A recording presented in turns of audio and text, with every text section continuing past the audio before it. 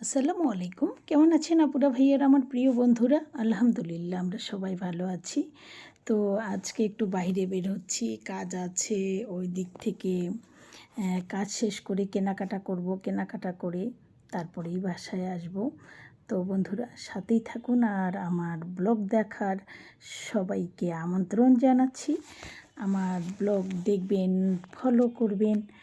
আর যেই আপুরা নতুন ব্লগিং করে, যারা নতুন আমার মতনই, তো আসুন না আমরা সবাই সবার এই ব্লগ ফলো করি, দেখি, লাইক কমেন্ট করি, সবাই সবার পাশেই থাকি।